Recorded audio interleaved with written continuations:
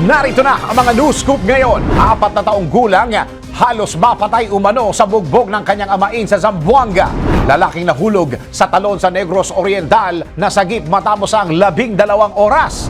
Pagpapahintulot ng Iran na makapaglamas-masok sa Strait of Hormuz ang mga oil tanker mula sa Pilipinas, maliit lang epekto ng presyo ng krudo. Ayon sa isang ekonomista, pagbabawal ng pag-iinuman sa kalye at pag-ubad sa publiko muling ipinatupad ng DILG. Sara Labati, naghahanap ng apartment sa Paris na halagang 348 million pesos. At Andy Manzano, nawala ng bag sa South Korea ngunit nakahanap ng tulong sa isang driver.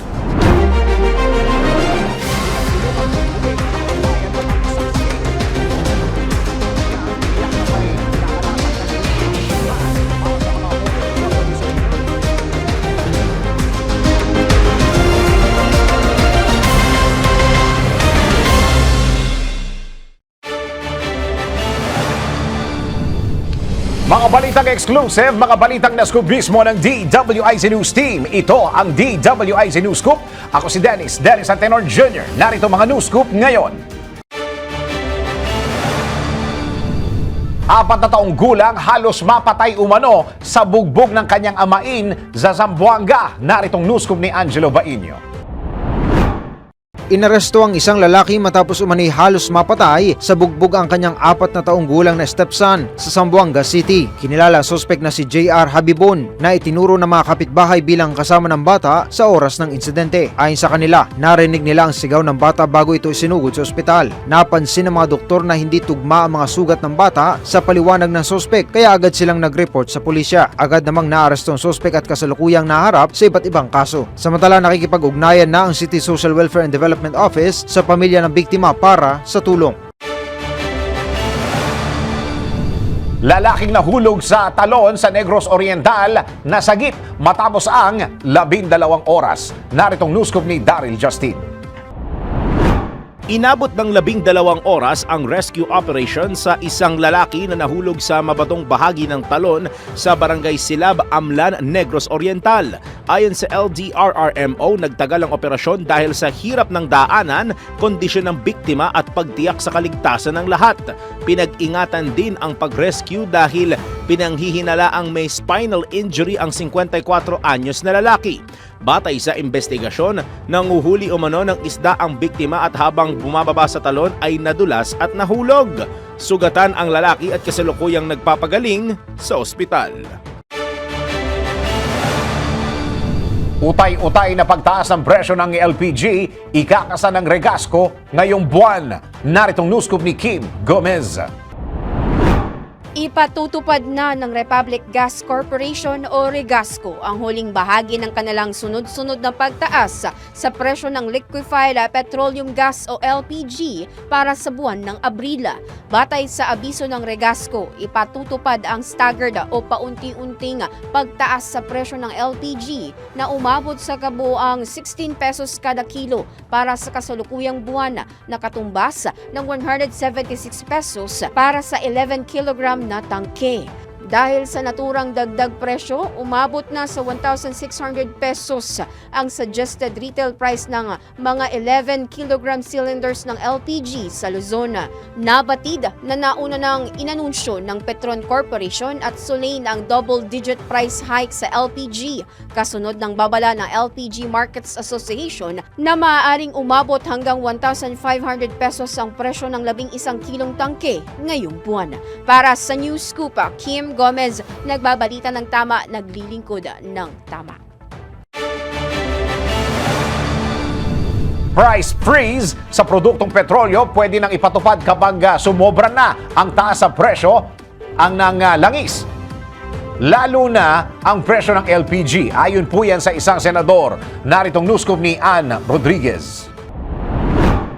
Naniniwala si Senador Sherwin Gatchalian na maaaring gamitin ni Pangulong Ferdinand Marcos Jr. ang kapangyarihang magpatupad ng price freeze sa langis kapag sumobra na ang taas ng presyo ng mga produktong petrolyo lalo na ang LPG. Ayon kay Senador Gatchalian, sa ilalim ng Oil Deregulation Law, kapag nagdeklara na ng State of National Energy Emergency ay pwede nang i-take over ng pamahalaan ang oil facilities para maayos ang supply ng mga naturang produkto. Gayunman, binigyang diin ng senador na kailangan pa ring unahin ng pamahalaan ang pamamahagi ng subsidiya sa mga sektor na apektado ng krisis, lalo't may pondo para rito. Bagamat pinayagan na anya ng Iran na makadaan sa Strait of Hormuz ang oil tankers na magde-deliver ng petrolyo sa bansa, wala pa rin anya siyang nakikitang firm commitment ng patuloy na supply sa Pilipinas. Kaya naman binigyang diin ng senador ang pangangailangan ng tuloy-tuloy na high-level dialogue o paghahanap ng ibang mapagkukunan ng supply tulad ng Canada at Amerika. Para sa News Scoop, Ann Rodriguez, nagbabalita ng tama, naglilingkod ng tama. Pagpapahintulot ng Iran na masok sa Strait of Hormuz ang mga oil tanker mula sa Pilipinas, maliit lang ang epekto sa presyo ng krudo. Ayon po yan sa isang ekonomista. Naritong news scoop ni Rayan Antiquina. Naniniwala ang ekonomista na si Peter Lee Yu, Dean ng University of Asia and the Pacific School of Economics, na magiging maliit ang epekto ng pagpapahintulot ng Iran na maglabas-pasok sa Strait of Hormuz ang mga oil tanker mula Pilipinas. Ayon kay Yu, bagaman makatutulong ang hakbang na ito upang matiyak ang sapat na supply ng langis sa bansa, hindi naman ito magiging daan para sa malaking pagbaba sa presyo ng krudo. Posible rin anyang umabot na mahigit isang buwan o sa Mayo pa maramdaman ang epekto nito. Estimate ko lang based on yung nababasa ko lang, no? Baka mga 1 month bago siya darating dito eh. Tapos i-refine pa siya, and then so tsaka lang siya lalabas, ibebenta sa market. So mga 1 month pa siya darating dito, and then by that time yung presyo depende na sa kung ano yung laro ng presyo sa global markets. Kaya yung sinasabi ko, yung although may contribution din yun, no? At least meron tayong some guaranteed na source ng crudo para at least si Petron, yung refinery niya makakatakbo. Samantala, nilinaw din ni Dr. Yu na kaunti lamang ang mababawa sa presyo ng produktong petrolyo sakaling suspindihin o tapyasan ang fuel excise tax, pero may malaking epekto kung tatanggalin o suspindihin naman ang value-added tax sa naturang produkto. Yeah, I think yung excise tax is hindi na ata ganong kalaki kung as a percent ng presyo eh. Alam ba, yung diesel yata mga 6 pesos or 7 or 8. So, 130 na rin yung benta niya. So, nakakatulong pero di na ganong kalaki, di ba? Relative to yung presyo. Saka yung isa pang issue about doing that. Kasi, para siyang parang yung naalala ko dati yung pinapanood ko nung bata pa ako, si Lone Ranger. Di ba may silver bullet siya eh? Ilan lang yun. Pag nagamit mo na, hindi mo na magagamit ulit yan. So, ito po ang tinig ni University of Asia and the Pacific School of Economics Dean Peter Lee Yu sa panayam ng DWIZ. At para sa News Scoop, ako po si Rayan Antiquina, nagbabalita ng tama, naglilingkod ng tama. Trabaho sa turismo nanganganib dahil sa pagbaba ng bilang ng mga bumiyahe sa mga probinsya dulot ng walang patid na oil price hike. Naritong news scoop ni Daryl Justin. Nanganganib bawalan ng trabaho ang mga manggagawa, partikular na sa sektor ng turismo, kung magpapatuloy ang pagbaba ng bilang ng mga turista sa mga lalawigan dulot ng walang prenong pagtaas ng presyo ng langis. Ito ayon sa ekonomista na si Professor Astro del Castillo, kasunod ng pagbaba ng bilang ng mga bumiyahe sa mga probinsya sa nagdaang Semana Santa. Well, ganun na po ang mangyayari. Yan po ang inaasahan natin sa isang stagflation na sinasabi na po natin nung mga nakaraang linggo na stagnant yung growth, mas mataas ang unemployment, and sa kadahilanan mataas ang inflation. No? So yan po ang mangyayari kung sa ating domestic tourism, no?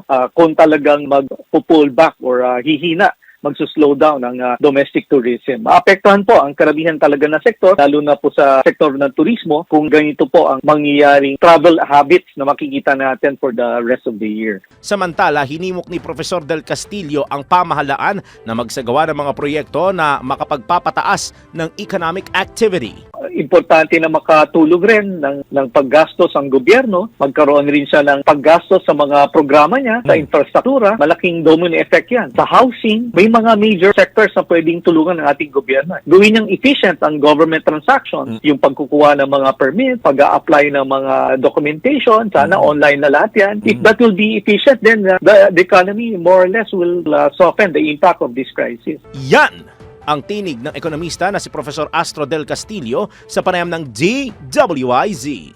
Para sa News Scoop, Daryl Justin, nagbabalita ng tama, naglilingkod ng tama.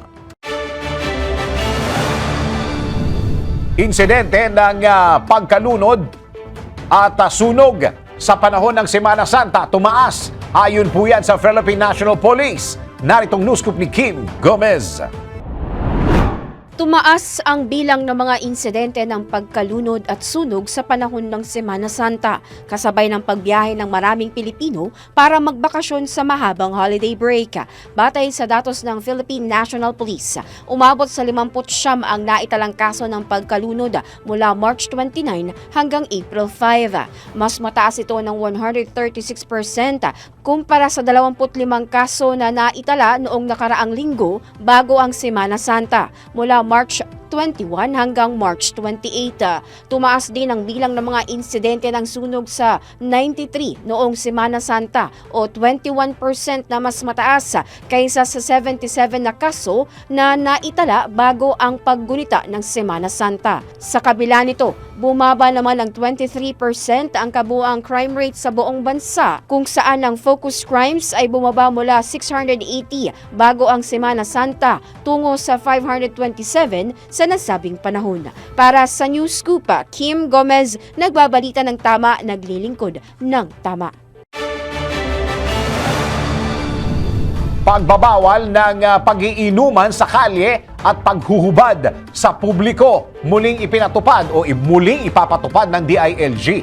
Naritong news scoop ni Ann Rodriguez.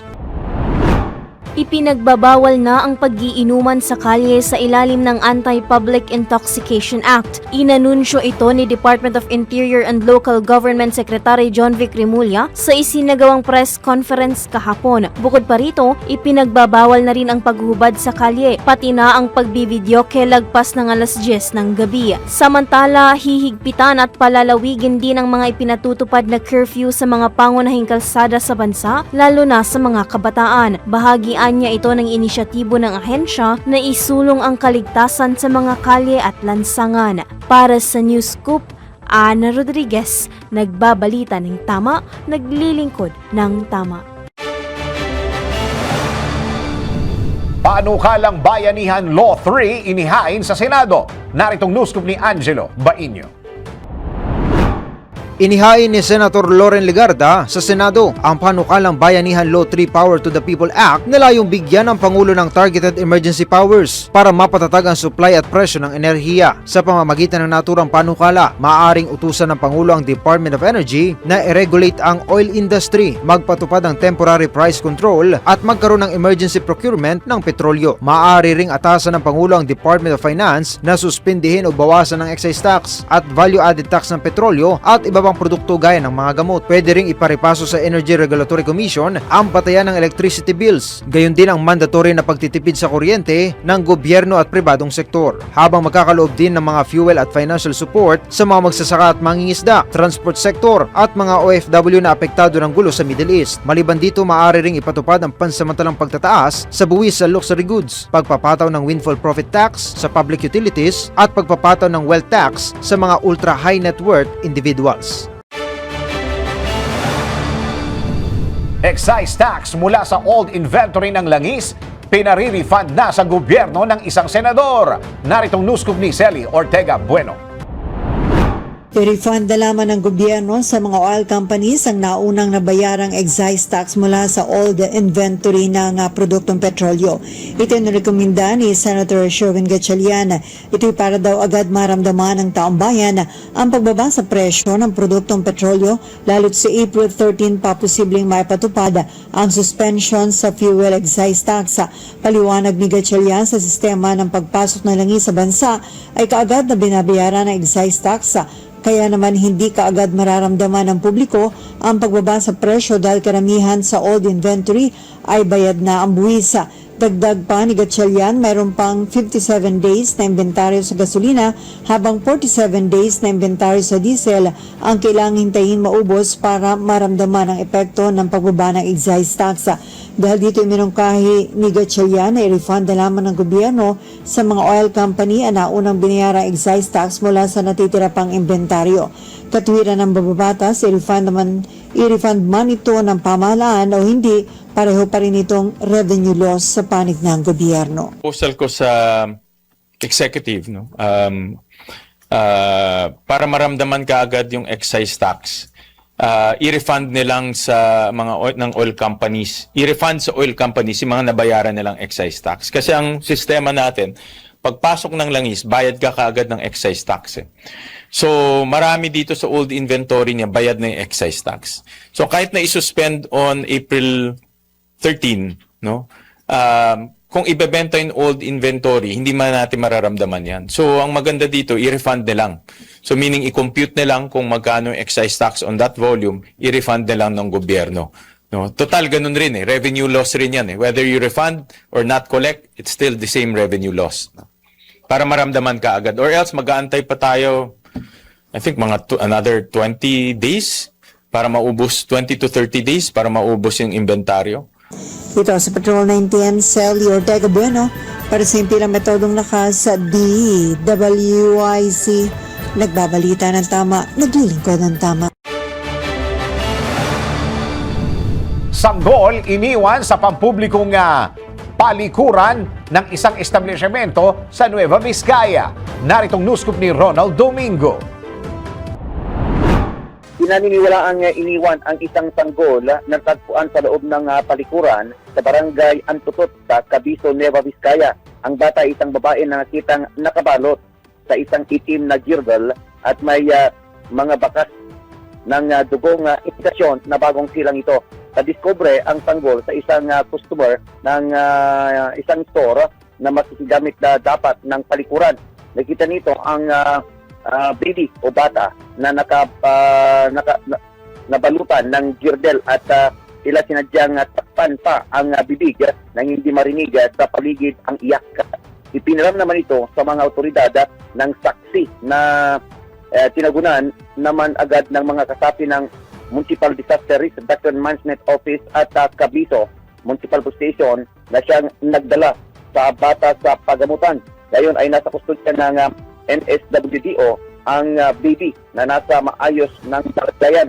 Nikayat naman ang mga magulang na magtungo sa kanilang tanggapan upang maayos na magabayan sa ugnay sa sitwasyon ng bata.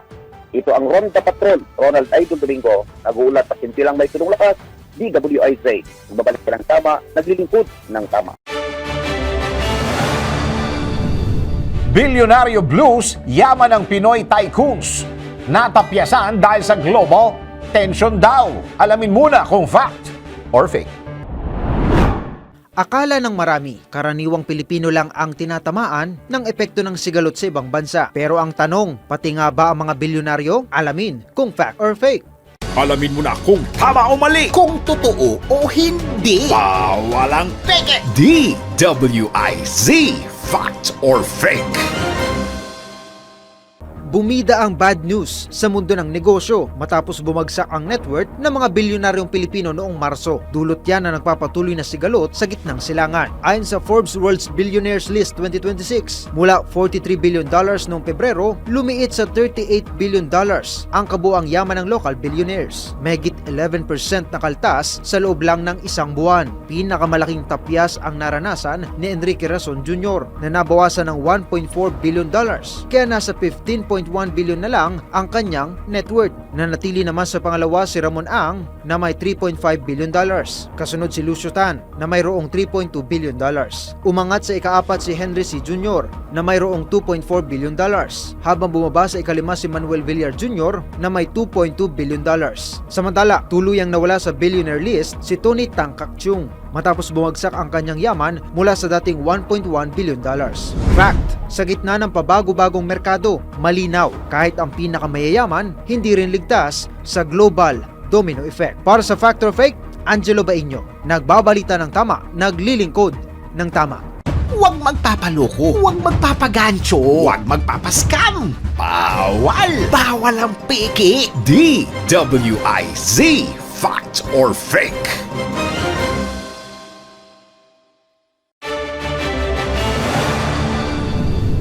Sara Labati, naghahanap ng apartment sa Paris na halagang 348 million pesos. At Andy Manzano, nawalan ng bag sa South Korea, ngunit nakahanap ng tulong sa isang driver. Alamin sa Spotted Report. Yan, Ton.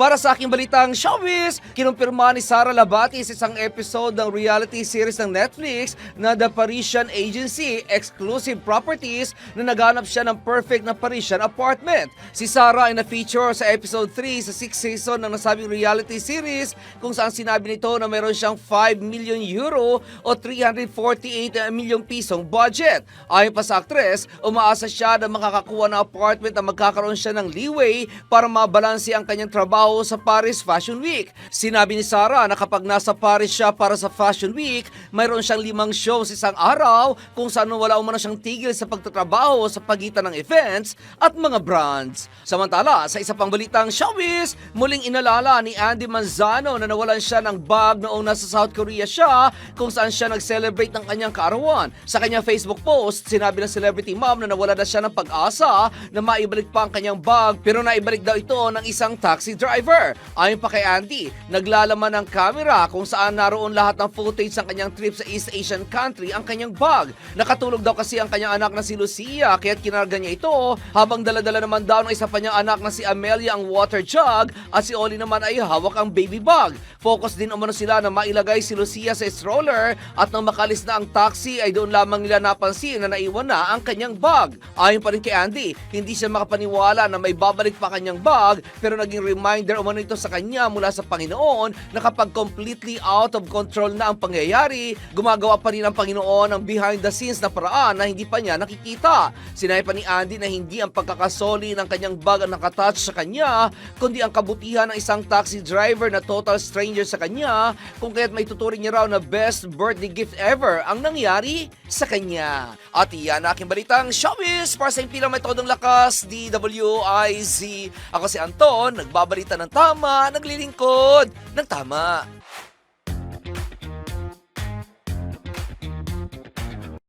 Huwag pahuhuli, huwag papayag na wala kang alam kapag viral na, kapag trending na. Alam agad sa DWIZ News Feed. Presyo ng gamot posibleng tumaas pagkatapos ng 3 buwan dahil sa patuloy na pagtaas ng presyo ng krudo, ayon sa Department of Health. Sa pagpanayam namin sa mga manufacturing ng mga pharmaceutical, sila ay nagsabi na steady naman ang presyo natin hanggang siguro mga June, mga 3 buwan po. 3 buwan, may inventory din, may supply, wala tayong problema. As alam nyo na, tumaas ang mga crudo, maramang magmahal ang pag-ship at paglipad ng mga gamot na ito. Kaya nag-i-expect sila na baka magbago sila ng presyo after June. Mukhang yan ang pagkakabanggit nyo, Sected, mukhang ang good news yan kasi June pa. Pero ang June mukhang pa, hindi, June pa. opo, ang At mukhang sana hindi maganda tapos na dyan, yun. kung hindi pa matatapos, wag naman sana, ang kaguluhan sa Middle East, magkano naman? Iyon lang. Ang kanilang posibleng itaas dyan. Yan ang hindi natin alam kasi wala namang dumadaang gamot doon sa Strait of Hormuz, yung sinara nila, di ba? Most of the gamot, inililipad yan ng eroplano o siniship. At ang ibang mga sources naman natin ay hindi doon galing sa Middle East. Ang Middle East hindi naman gumagawa ng gamot. Opo. So, ang karamihan ng mga gamot natin, India, Korea, Japan, at ibang bansa. Pero most of them imported. So, ang cost ng pagdala dito, shipping, ang maapektuhan. Shipping cost, logistics cost, kasi nga, mas mahal ang crudo at saka yung lipad. Kasi yung ibang gamot, nililipad naman. Yun ang, pag naapektuhan ng presyo nun, siyempre, ang bentahan yan, medyo tataas din. Huwag pahuhuli, huwag papayag na wala kang alam kapag viral na, kapag trending na. Alam agad sa DWIZ News Feed.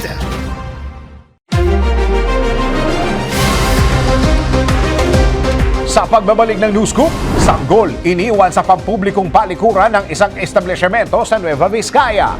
Bilyonaryo blues, yaman ng Pinoy tycoons, natapyasan dahil sa global tension, alamin kung fact or fake. Nadine Lustre, nagsisisi sa pagtanggap ng pelikula na kasama si Vice Ganda, chismis o totoo, alamin kung fact or fake. Kumita sa pagbebenta ng stock photography, alamin ang diskarte sa racket. Totoo nga kayang ang pagpili ng kulay para sa ating mga kwarto ay nakakaapekto sa ating sleep quality? Let's prove it! Saging at saya, sa La Castellana, tampok ang umaapaw na biyaya ng ani. Tara na at experience ang kanilang Banana Festival sa Fiestas, Pilipinas. LU Getaway, mga pasyalan na siguradong mag-i-enjoy sa ganda. Alamin sa highly recommended. F4 na sina Jerian, Vanessa Wu, Vic Chu, at Ashin ng Mayday darating sa Pilipinas. At Miss Universe Kalibo Aklan na si Imelda Schwagert nag-resign para lumipat sa Miss Grand International All-Stars Edition. At Martin Del Rosario tinutulan ng tiyahin na si Ces Quesada na mag-artista. Beauty Queen na si Atisa Manalo mapapanood na bilang isang sangre. Alamin natin ang magiging lagay ng panahon kung perfect weather ba para makapag-night swimming. Alamin natin sa Weather Report. Mga detalye ng mga naglalaki ang balitang yan sa pagbabalik ng News Scoop.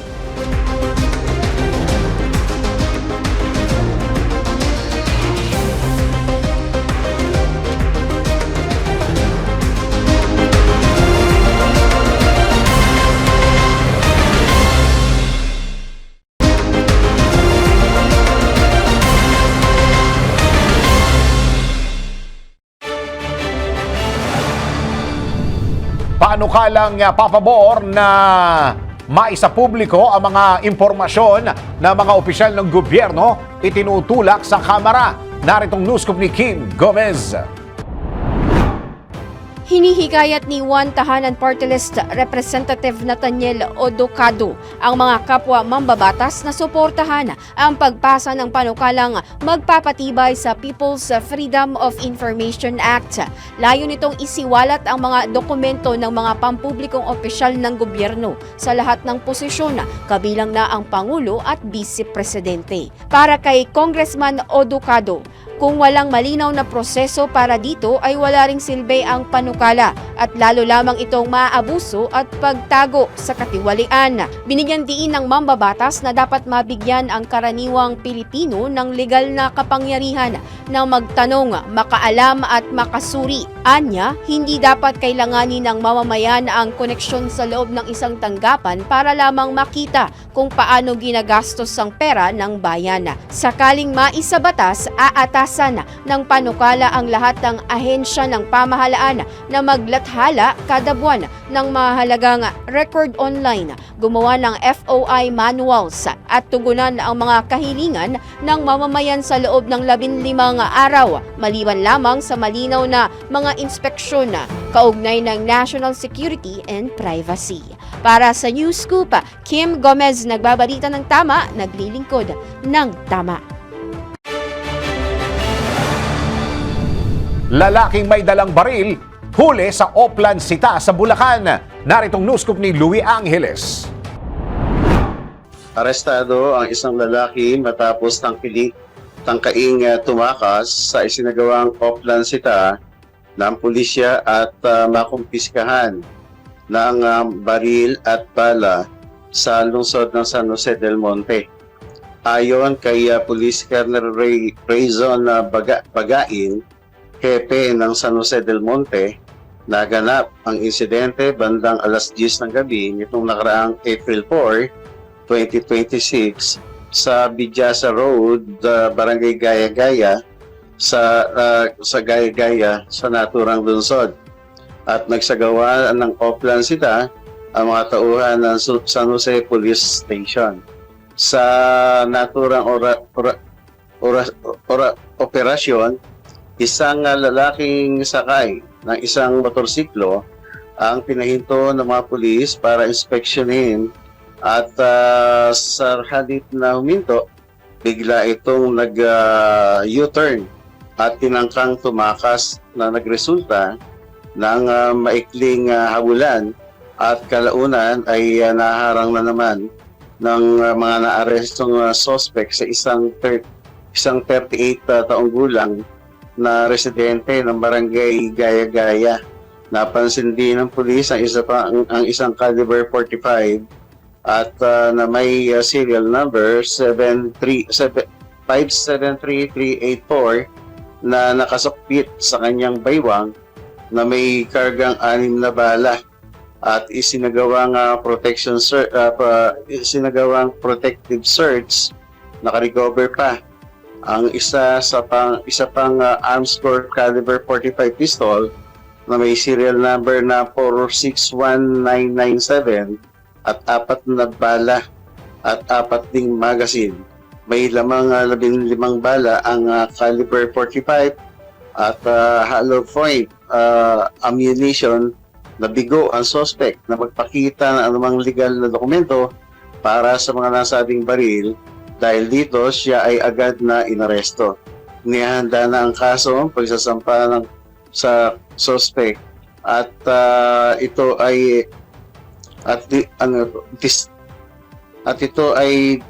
nakalagak ngayon, nakakulong sa naturang police station ng San Jose del Monte para sa kaukulang dokumentasyon at pagsasampa ng naturang kaso. Mula dito sa Bulacan, Metro Patrol ULS para sa Kilometro Dulas, DWIC, babalitan tama, taglilingkod ng tama. Dalawang most wanted person sa kasong rape at murder na aresto sa Malabon at Valenzuela. Naritong news scoop ni Danny Cruz. Naaresto ng mga operatiba ng Malabon City Police Station ng number 4 most wanted person sa isinagawang operasyon sa Barangay Medina, Dinguras, Ilocos Norte. Nadakip ang akusado ng operatiba ng warrant at sa Pina Section. Kinilala ni Police Colonel Alan Umipig ang wanted na si alias Dong, 27 taong gulang, akusado sa kasong panggagahasa. Walang inirekomendang piyasa sa naturang kaso ang RTC Branch 73. Samantalang sa Valenzuela City, isang 40 taong gulang na lalaki na kabilang sa most wanted person ng lungsod ang nasa kote. Akusado naman ang suspect sa kasong murder. Ayon kay Police Major Randy Ladiral, isinagawa ang operasyon sa Barangay Ugong sa lungsod ng Valenzuela kung saan naaresto ang suspect na isang driver residente ng naturang lugar.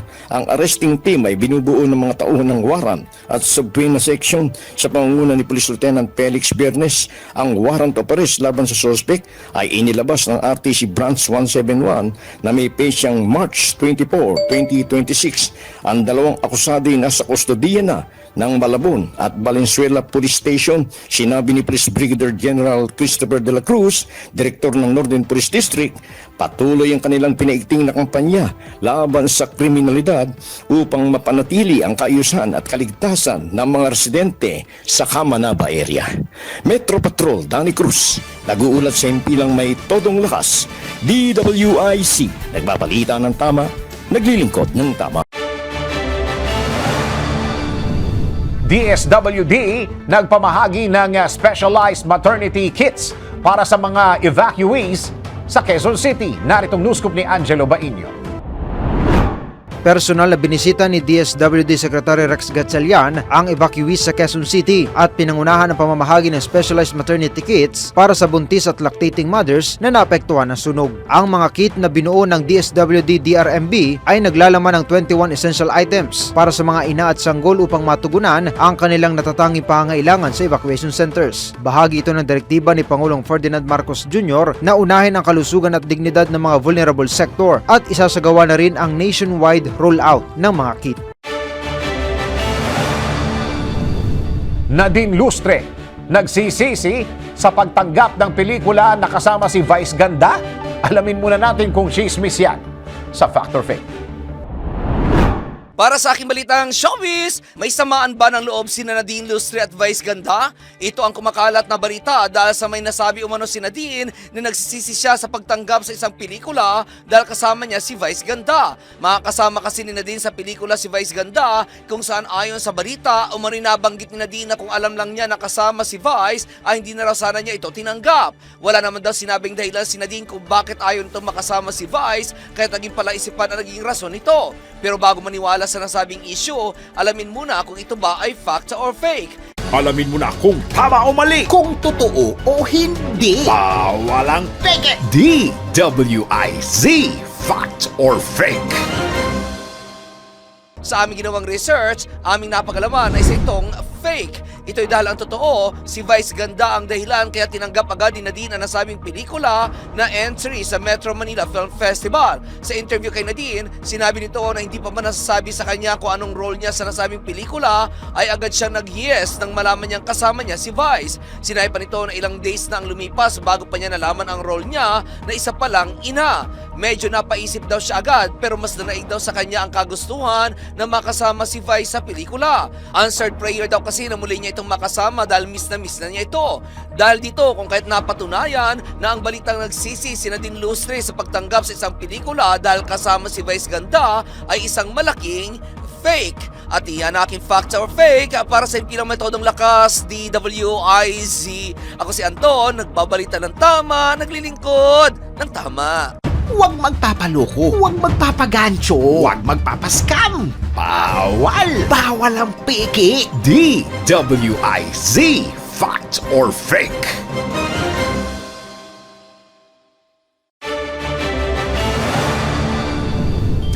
F4 na sina Jerry Yan, Vanessa Wu, Vic Chu at Ashin ng Mayday darating ng Pilipinas. At Miss Universe sa Kalibo Aklan na si Imelda Schwagert nag-resign para lumipat sa Miss Grand International All-Star o All-Stars Edition. Alamin natin Eye Spotted Report nito.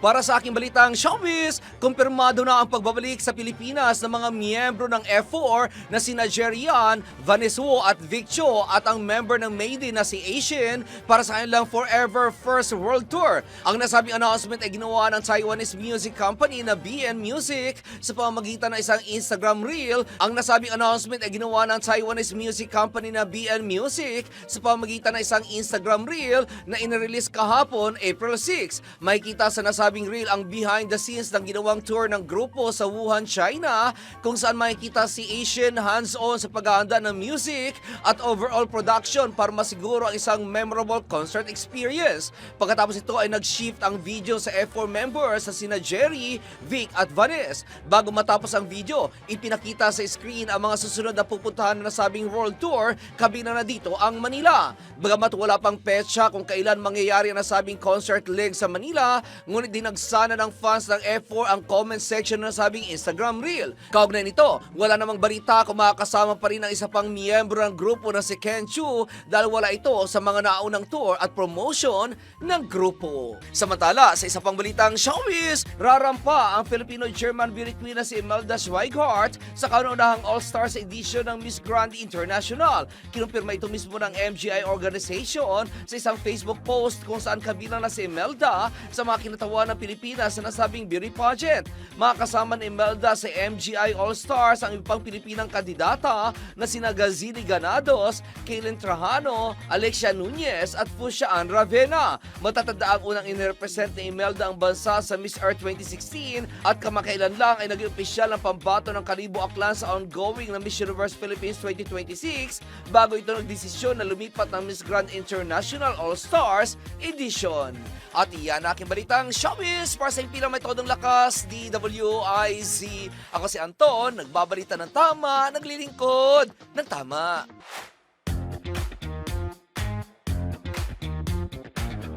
Huwag pahuhuli, huwag papayag na wala kang alam kapag viral na, kapag trending na. Alam agad sa DWIZ News Feed. Purchasing power ng piso bumaba sa 75 centavos dahil sa patuloy na pagtaas ng inflation ayon sa Philippine Statistics Authority. Mas mabigat na parusa para sa mga fuel hoarders at profiteers sa gitna ng krisis sa langis, isinusulong ng isang mambabatas. Interpol Red Notice kasalukuyang pinoproseso laban sa dating kongresistang si Zaldico. Bilang ng mga nagparehistro para sa barangay at sangguniang kabataan elections, umabot ng halos 3.7 milyon ayon sa COMELEC. Transport Group na Piston patuloy ang protesta ngayong araw sa iba't ibang bahagi ng Metro Manila dahil sa patuloy na pagtaas ng presyo ng petrolyo. Huwag pahuhuli, huwag papayag na wala kang alam kapag viral na, kapag trending na. Alam agad sa DWIZ News Feed.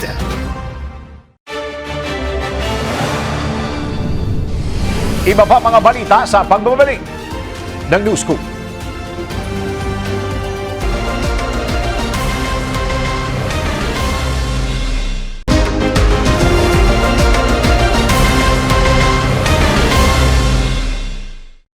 Huwag pahuhuli, huwag papayag na wala kang alam kapag viral na, kapag trending na. Alam agad sa DWIZ News Feed. Department of Agriculture maglulunsad ng fuel subsidy para sa mga mangingisda at magsasaka ngayong Abril. 53% ng mga Pinoy hindi sang-ayon sa impeachment laban kay Vice President Sara Duterte ayon sa isang survey. Inflation rate umakyat na sa 4.1% noong Marso ayon sa Philippine Statistics Authority.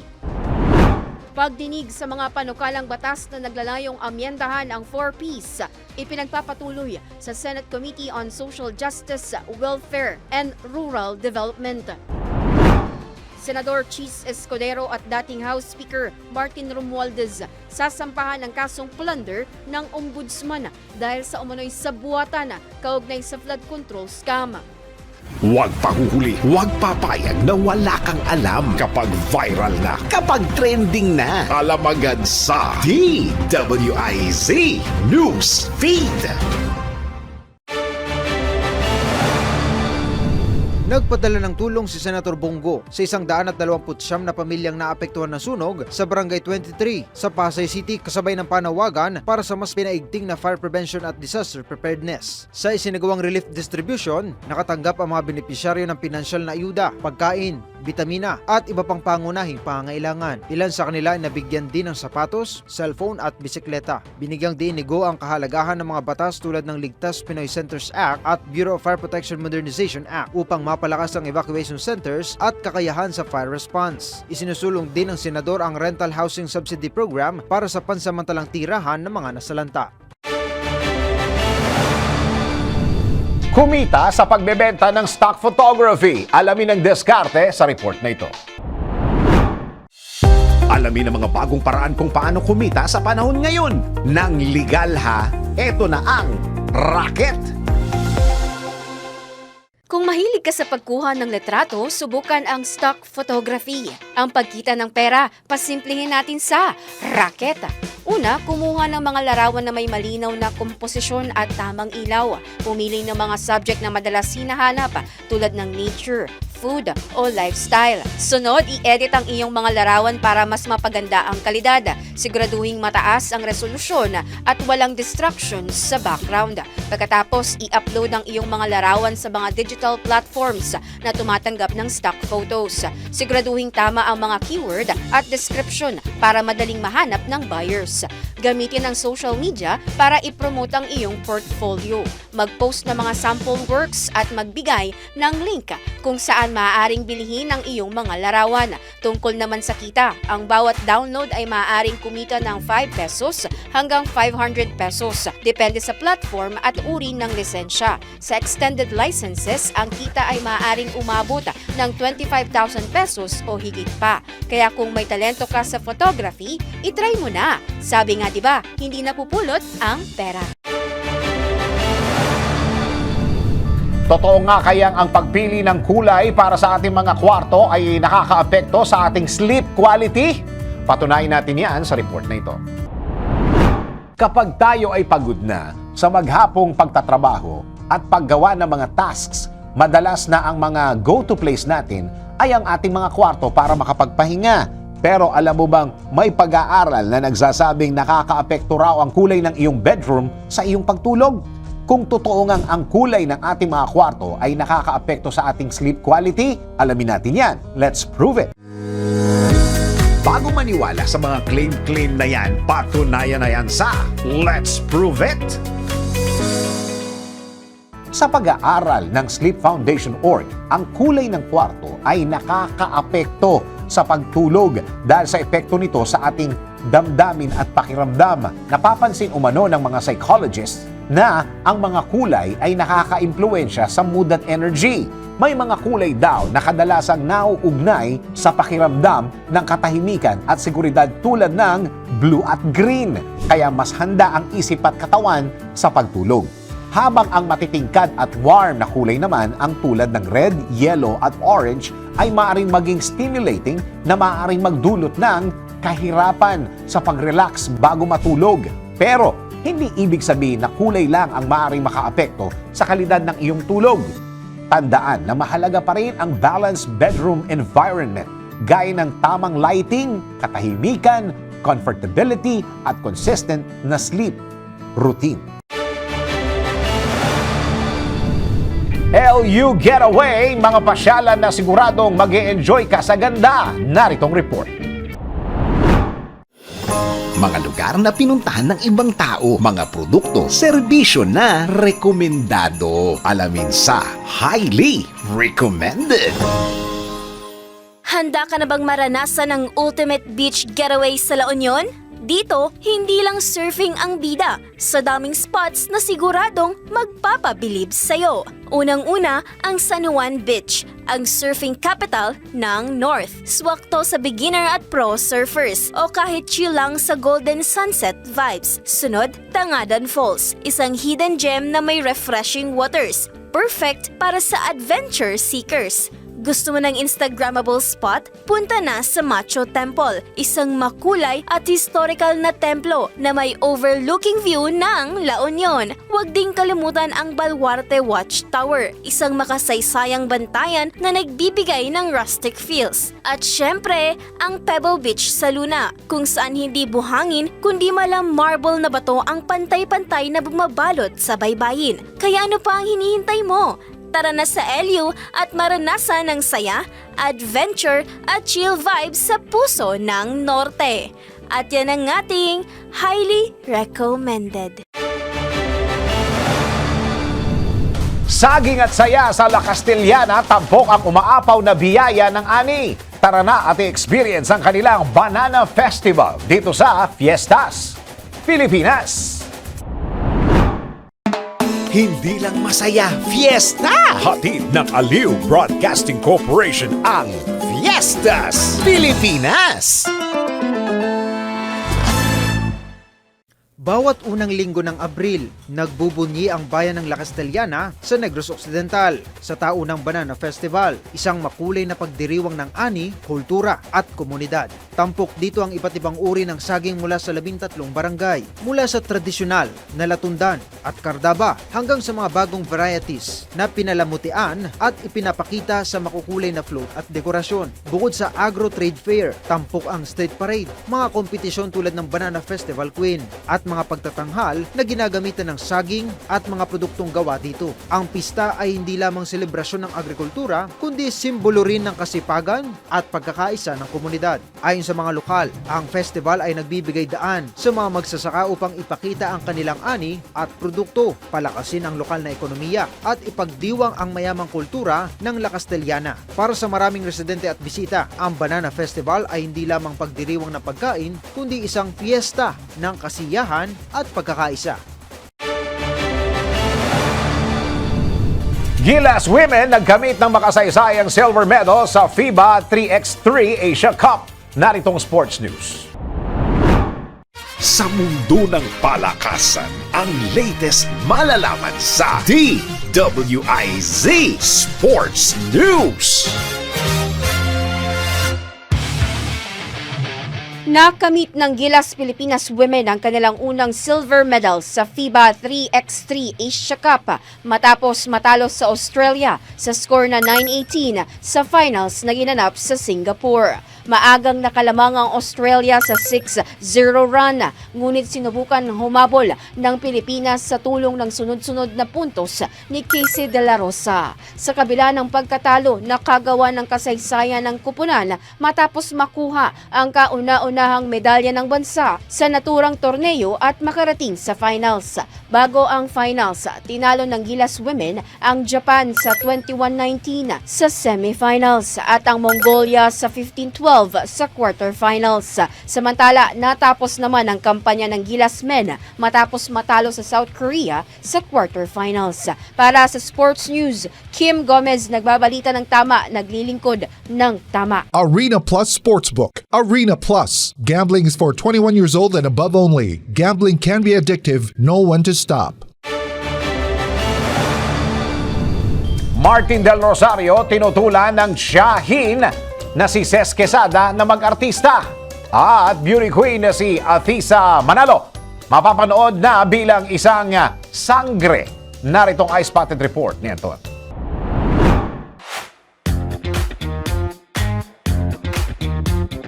Para sa aking balitang showbiz, muntik nang di matuloy ang showbiz career ng kapuso actor na si Martin Del Rosario matapos siyang pigilan ng kanyang tita, ang veteran actress na si Ces Quesada. Ayon kay Martin, pinayuhan siya ng kanyang tita na wag na pasukin ang pag-aartista upang hindi niya maranasan ang mga na-experience nito pagdating sa kalakalan ng industriya, partikular na sa mga issues sa showbiz. Dagdag pa ng aktor, isa rin sa mga dahilan ng veteran actress ay ang kawalan ng kasiguraduhan sa kanyang magiging future sa showbiz industry. Gayunpaman, iginiita aktor na napatunayan niya sa kanyang family, lalo na sa kanyang tita Ces, na kaya niyang hanapin ang kanyang pwesto sa pag-aartista dahil mahal niya ang kanyang ginagawa. Aminado naman si Martin na hindi biro ang maging artista sa panahon ngayon, lalo na't matindi ang kompetisyon sa pagitan ng mga kapwa niya aktor. Gayunpaman, naniniwala ang aktor na ang labanan sa ganitong trabaho ay longevity at yun umano ang kanyang main goal kaysa maging isang ultimate star. Samantala, sa isa pang balitang showbiz, sasabak na sa mundo ng pag-aarte ang Miss Universe Philippines 2025 at Miss Universe third runner-up na si Athisa Manalo sa kanyang kauna-unahang acting project sa Encantadia Chronicle Sangre. Ito ay kasunod ng kanyang pagpirma ng kontrata sa Sparkle GMA Artist Center. Sa nasabing fantaserye, gaganap si Athisa bilang Bathalumang Halia, ang diyosa ng buwan. Tampok sa kanyang karakter isang puting gown at silver na headpiece na may disenyong buwan. Bagamat hindi pa opisyal na inaanunsyo ang kanyang role sa mundo ng Encantadia, excited na ang kanyang mga fans na mapanood siya sa serye, habang game naman si Athisa sa pakikipag-engage sa kanyang supporters online. At iyan ang aking balitang showbiz para sa impilang may todong lakas, DWIZ. Ako si Anton, nagbabalita ng tama, naglilingkod ng tama.